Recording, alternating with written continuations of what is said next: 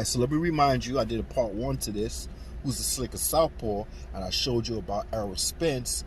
And actually, I brought up the Olympics, not because I wanted to bring it up, it's because the new narrative about Errol Spence and Manny Pacquiao, who fought southpaws, well, this man brought it up, and he said the difference is, and then he started going on with the Olympics, and then he started going on and saying that Manny Pacquiao chose his opponents. So I went and I did my research about Errol Spence in the Olympics, because this man brought it up. How come when I bring it up and try to continue what the man is trying to prove to you about what happened in the Olympics and Errol Spence didn't choose, why when he used the narrative it's okay, but when I take it, I didn't twist it. I was just showing you what he was representing in what it was presented to him in the Olympics, and the southpaw fighters that he fought, which he didn't choose.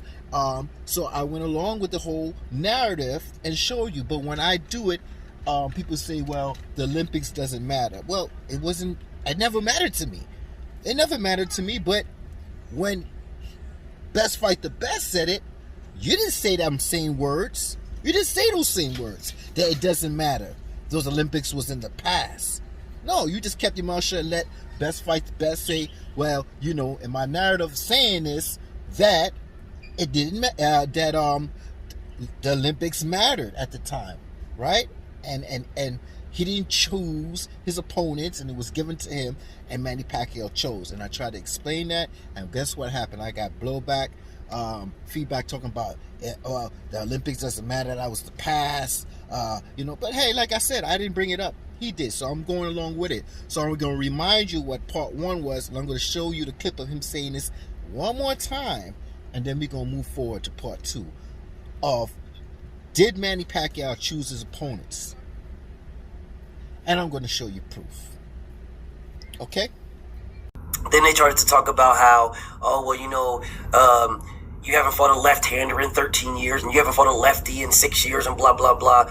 Here's the difference. Here's the difference, okay? Errol Spence went to the Olympics, where he fought every style, and he couldn't pick and choose. Manny Pacquiao picked and chose. Facts. He picked. Can I ask you a question? Where was Manny Pacquiao at in 96? He was a pro before me. What was he at in 97? What was he at in 98? What was he at in all these years? I'm saying. So you are convinced? I'm just saying. I'm just asking a question. That's all I'm doing is asking a question. You know, I gotta help Mayweather because he's asking a question. I mean, he's just asking a question. Where was Manny Pacquiao in 1996? Well, brother, I'm gonna help you with that question. Okay? Besides 1996, let's take it back to 1995, shall we? I want to know where he was. One thing Mayweather did say that was factual, that Manny Pacquiao went pro before he did. But where was Manny Pacquiao in 1996? Well, I scroll down. Let's not go to 1996. This is about southpaws, right? And, you know, Best Fight the Best said, you know, Manny Pacquiao choose. So I'm going to go down here, and we're going to see how many southpaws that's on record. I'm not talking about amateur.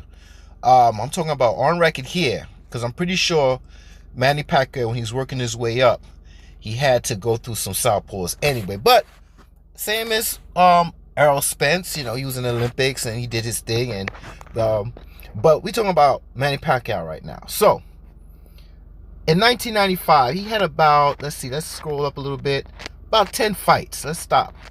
Yeah. Okay, this is 1, 2, 3, 4, 5, 6, 7, 8, 9, 10. And out of those 10 fights in 1995, okay, so Manny Pacquiao is 42 now.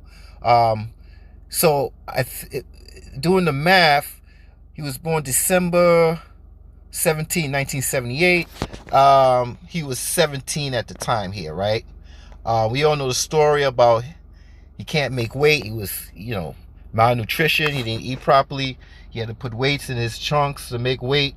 So let's move on to that situation, right? Let's talk about the Southpaws. Now, out of them 10 fights in 1995, he had 4 Southpaw opponents. Okay? The first one was Del Cerreto. Excuse me if I don't get the name right. Now, this is, look at his record. Of course, this is his debut. He's 17 years old, right? He's not fighting big-time Southpaw warriors as yet, right? But he can't choose his opponent in this situation. He can't choose his opponent in this situation. So let's see what the record is. He got a TKO on the Southpaw, right? Good. Now, let's go to September of 1995. If we could go down some more. He fought Arman Russell. That was another Southpaw, right? He got a KO on that one, right? Then he went to October 10th. Okay, now he was 17 in 1995. He fought this man in October. He also was a Southpaw. Okay, so now the last one in 1995, if I could, there we go, recall, is Rolando Toyogo of a record of 12-11-2. And his debut, Manny Pacquiao fought these opponents at the age of 17. Right. Okay, so now we go to 1996. He had a lot of fights in 1996, but it's one particular fight that we all know right here that he lost and he got knocked out. But I'll get back to that fight. Okay? I'll get back to that fight. 1997, where did we go in 1997? Did he fight any Southpaws in 19? Okay, well, he fought Mike Luna. Now, as you can see, the record is getting better.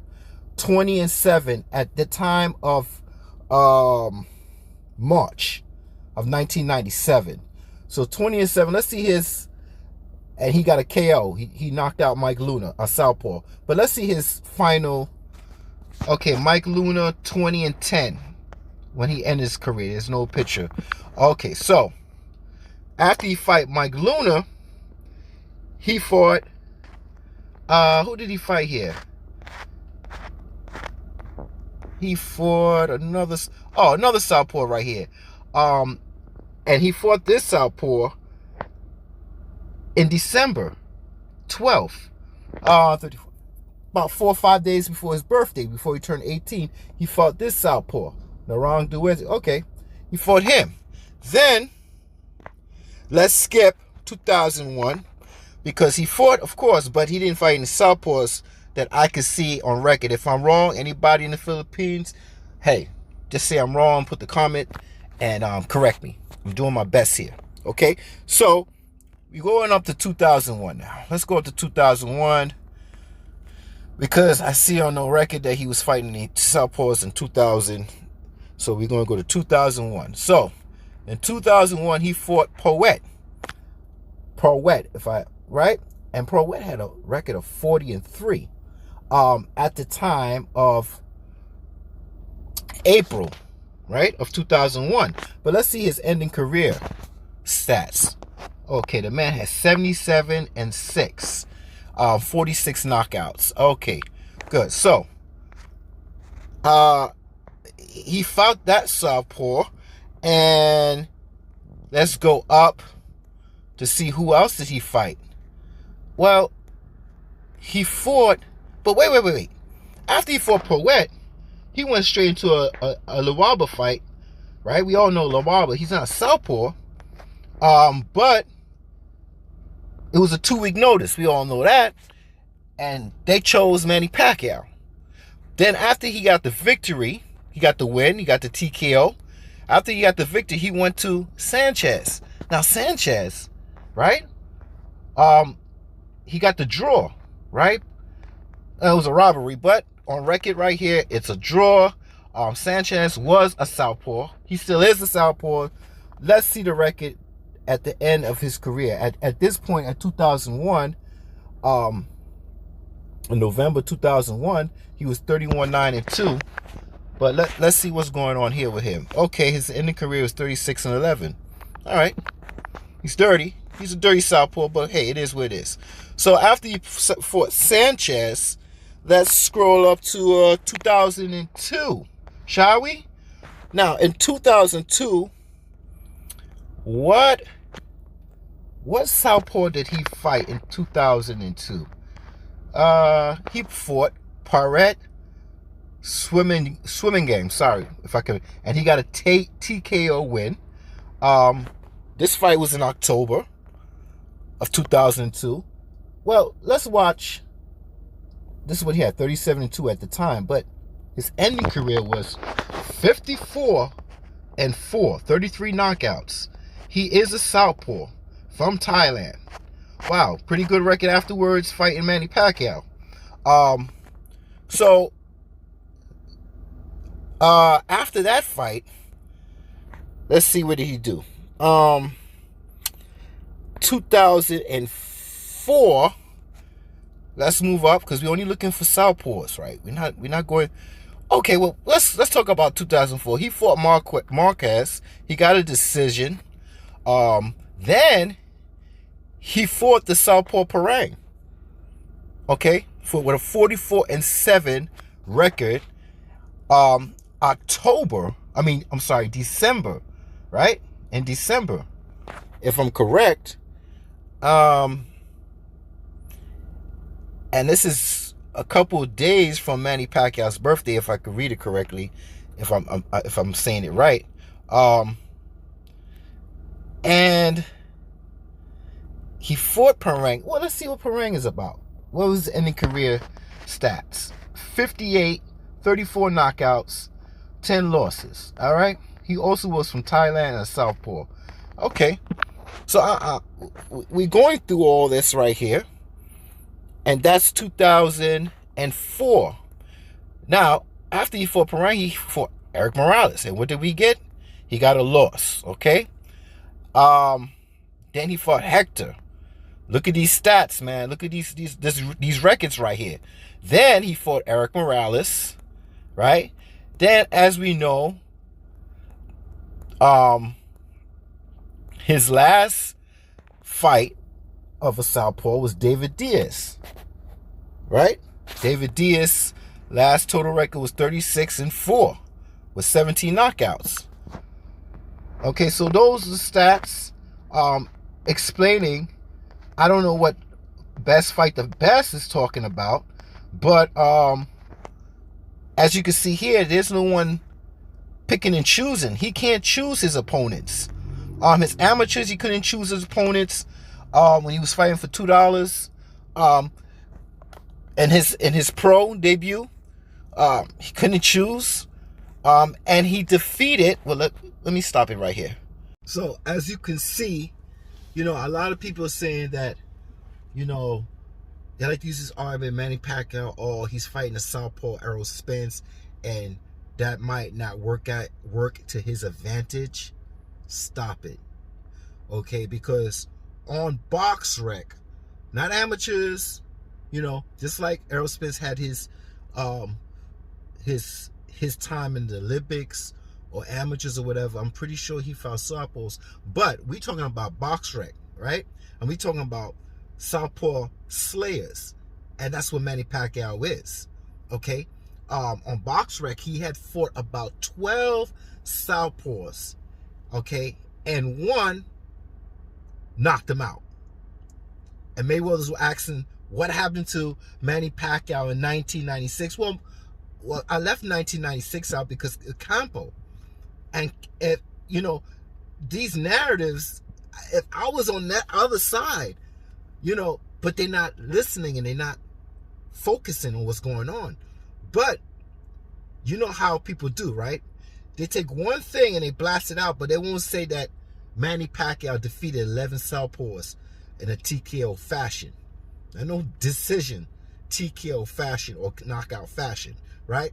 But they're not that smart because Campo was a southpaw and he knocked out Manny Pacquiao, right?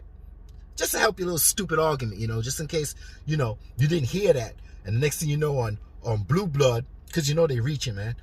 They'll reach and say, Campo was a southpaw. If you didn't hear it, you heard it from the Pactard. You know, I got to teach them how to hook their narratives up and shit. You know what I'm saying? So besides that, out of 12, he slayed 11. And he got knocked out when he was, 17 or 18 years old from Campo, or 19, whatever it was, years old from Campo. And he was a southpaw. But like I said, people reach for the negative and they blast it and they balloon it up, right? To make it look like it's more than what it is. But this man, he slayed majority of his southpaw opponents. And I asked myself, well, let's go to Errol Spence. And who did he fight at BoxRec? But this video is not by Errol Spence. But I'm just saying, you know, he didn't fight as much as Manny Pacquiao did.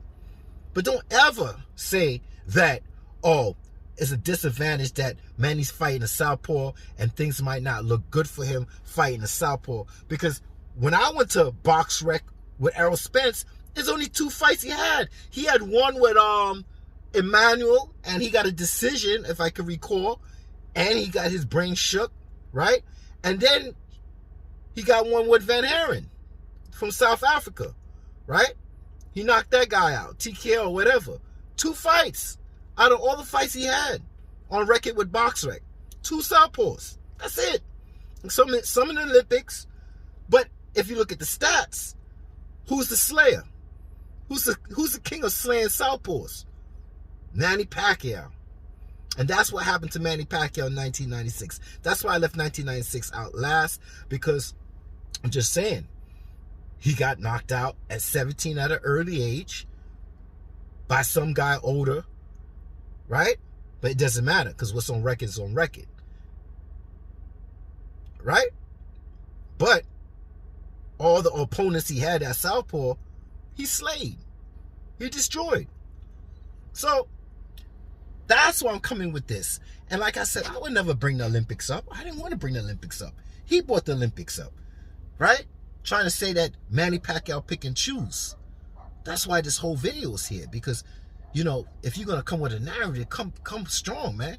At least you could have, you know, even Blue Blood, I would have been like, yo, Blue Blood, you could have put in that Campo was a southpaw and he knocked him out, but he didn't focus and figure that shit out yet. But if you hear that in the future, well, you know they heard it from me.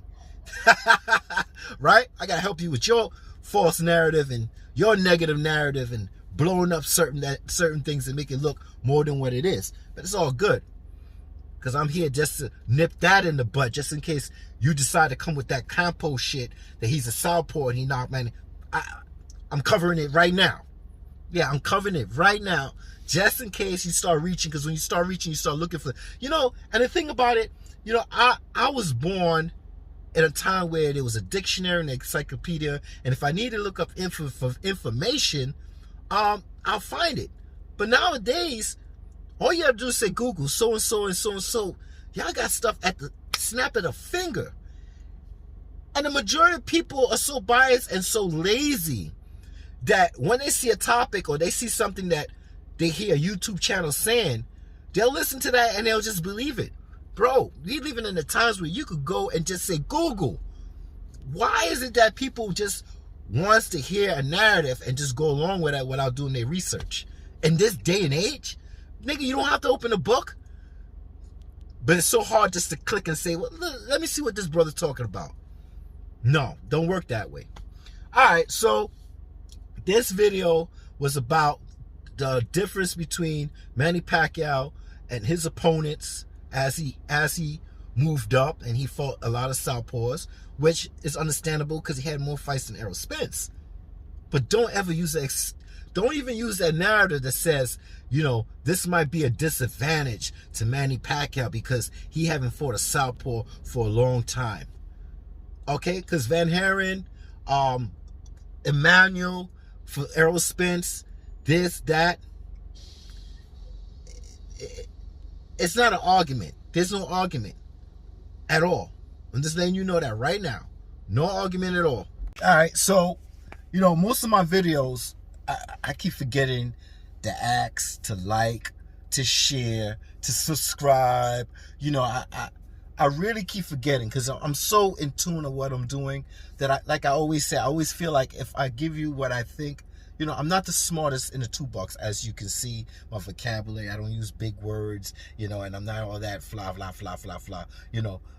But I still, you know, I try to get the job done. You know what I'm saying? Because I'm a Manny Pacquiao fan, and the narratives that I'm hearing in America is foolish to me. And hey, they got to do what they got to do. Everybody got a part to play. Instead of complaining about the part they're playing and getting mad and frustrated, you just got to do your best to do your part, to show your beliefs, to show your truths, to stand up for what you believe in. That's it. All right, now, in the future, I'm going to do race. Yeah, I'm gonna get into your asses with race, and because you know a lot of people say, oh, this guy is a Sambo, a coon, whatever you want to define me, because I picked Manny Pacquiao and this and that. But I'm gonna give you a little bit of history, and I'm gonna explain some stuff about what's going on with me in my head, where I'm picking Manny Pacquiao, and I like Manny Pacquiao style of fight and what he brought in my life that's very enjoyable. And I'm also going to do the race card, and we're going to get into it sometime in the future. Right now I really don't want to talk about it because you notice I don't really talk about race in my videos, but I'm going to bring it up in the future, so stay tuned for that. It might not be my next video, depends how I feel, because when you talk about race, it takes me to a place where I really don't want to go. I really don't want, I'm not trying to ignore it, no way, no how. But race is, it's more than race. And I'll explain that in my video. All right, I'll explain that in my video in the coming future, maybe before the fight or something like that. But stay tuned. But like I said, yo, thank you for the support, subscribers, people that don't like me and they still watch me just to hear my arguments. You know, everybody, yo. Share, like, subscribe. I'm almost up to 3,000 subscribers. The more people that's listening to me, it's better for me. Not because like the last video I did, I got monetized, a strike and whatever. I don't care. If I gotta prove my point, you could give me a whatever. You could strike me with a copyright strike, you know, because I had to use the Olympics and stuff like that. But I don't care, because I'm like the Joker, man. I'll put a pile of money right there and just burn it up just to make my point. I'm good, yo. But at the end of the day, the subs, like I said, if you check my videos out, I'm not talking about a whole bunch of boxers. I'm just on Terrence Crawford, Manny Pacquiao, and Errol Spence, and mostly Manny Pacquiao, right? And the time is almost near for this fight, so the more share, the more subs. I still don't have Twitter. I still don't have Instagram. I know people telling me, oh, you should get Instagram and make your channel bigger and this and that. I just got YouTube and I'm enjoying YouTube. I don't want to be in cyber world all day, every day. And I need a break from it. And I do stay on YouTube a lot, getting information and learning and getting negatives and positive about certain situations and arguments and stuff like that. I enjoy that. So, but I need your help. Just push it out there and push my channel. Share it to your mama, your father, your sister, your cousin. Tell them to press the like button, press the sub button, and that's it. You ain't gonna hear me actually do this for another. I'll probably forget. Like, if you see my videos, I always forget to say that stupid share, like, subscribe, comment. What I just don't be remembering. So just, you know, for me, for Manny, because I know my arguments are strong, all right? And while people are doing this on this way, I'm doing this on that way. So check out the VADA part 1 and part 2. Check out the last video I did, and then this video I'm gonna drop. I guess I'll drop it when I'm finished editing it. All right, so like I said, I'm not here to change your mind. Just read between the lines. I'm giving you a lot of lines to read between. And check it out. Check the channel out. Share, like, subscribe. All right, y'all. Y'all have a good one. I'm out. Damn.